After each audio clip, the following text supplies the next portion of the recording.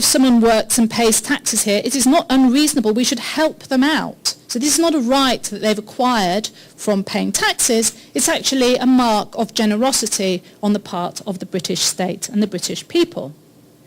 The taxpayer, it is clear, is the person that is born in the UK. The citizen holds rights, and who can deny that? But it is the taxpayer who must pay for them. And I've looked at the Toronto Sun, and if you search it for taxpayer and immigration, you get more or less the same kind of thing. The juxtaposing of the immigrant with the taxpayer, rather than the immigrant with the citizen, suggests the importance of property ownership for the true citizen stakeholder. And let's remember too, as I said, that wealthy migrants, that is those who have property, are also tend to be those who are not considered really the migrants we're concerned about. So we're getting back to quite an old-fashioned idea of citizenship as being a property owner. While the virtue of the taxpayer has been given a fillip by the tales of corruption and tax avoidance that have been a staple of revelations about banking and transnational tax avoidance, the taxpayer also excludes people who don't pay taxes, people on social assistance, people who are providing care to loved ones, and so on. That is, the taxpayer is not just threatened by too many immigrants, but also by too many lazy benefit dependents, too many people wanting something for nothing, what Toronto Sun calls the picky and pampered workforce who aren't prepared to work for a living.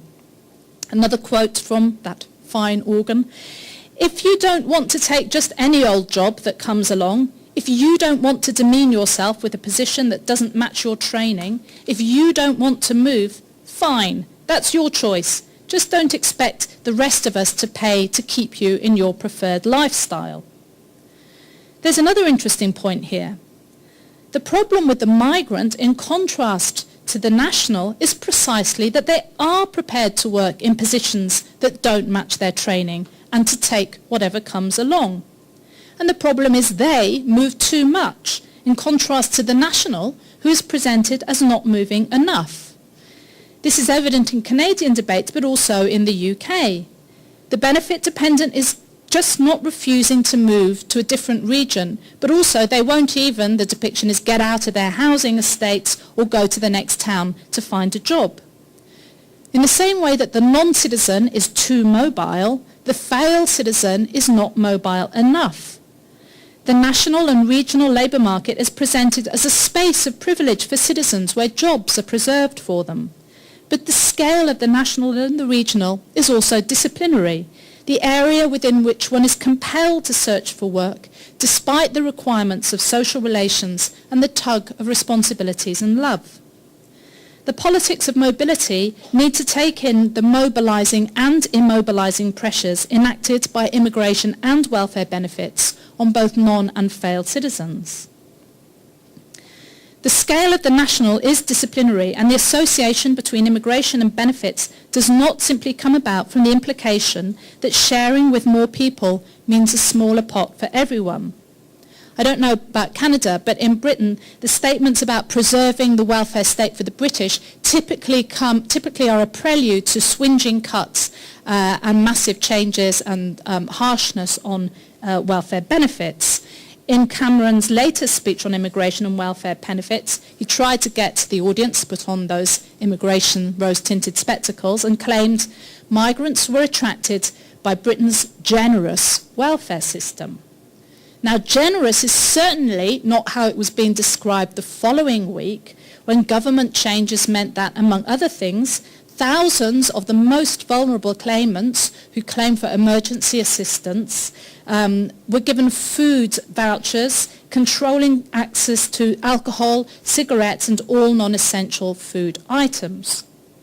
But some of the power of this derives from the implication that whatever benefit claimants might think, migrants consider the welfare state generous, and there are a lot of them. I've already described how the anxiety about immigration is an anxiety about the mobility of the global poor. And dealing with this requires moving beyond the claim that only the wealthy migrate and the hope that if they were able to move, most people would stay put. we need to think about these questions internationally. In terms of the Gini coefficient, which measures income inequality, global inequality is higher than inequality within any individual country. So in contrast to the 19th century, most differences in income can be attributed to your country of residence rather than your position within your own society.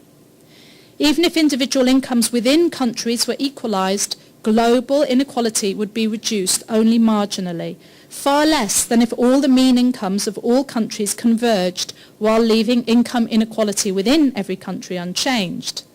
Now, there's lots of problems with this measurement, and I'm not going to try to defend it, but just to say that this is telling us something important, and that global inequality serves as an implicit threat. If you think this is bad, it's much worse for those poor who reside outside liberal democratic states. Hold on to your meagre privileges and consider yourself lucky. Look down, not up. There's not enough to go around. This is the assumption that underpins fear of the undeserving poor, and I suspect that countering it and feeling able to demand more, not less, is key to efforts to politicise and organise in liberal democracies that are facing austerity drives and cuts, which is very much actually counter to the way that a lot of the mainstream responses to austerity are going, which is to say, yeah, we have spent too much, we do need to rein it in, but we need to kind of protect certain groups at best. So, to conclude, to bring the migrant and the citizen together, we need to reframe matters of mobility and labour. The economist Phil Martin quotes a question and answer he says is often heard in emigration areas. What is worse than being exploited abroad?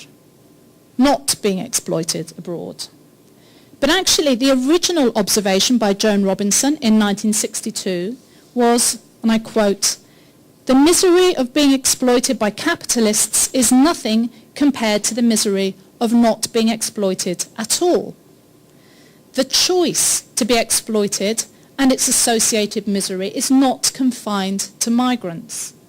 Many citizens, particularly those working in low-waged work, do not work in marvellous jobs free from exploitation, expressing and actualising themselves through their labour, gaining a sense of contribution to the greater good.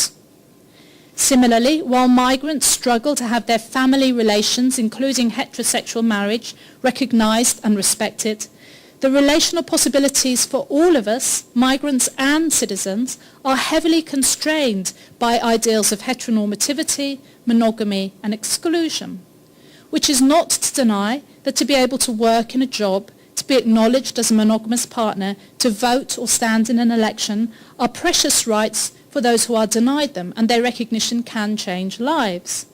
But they are also limited.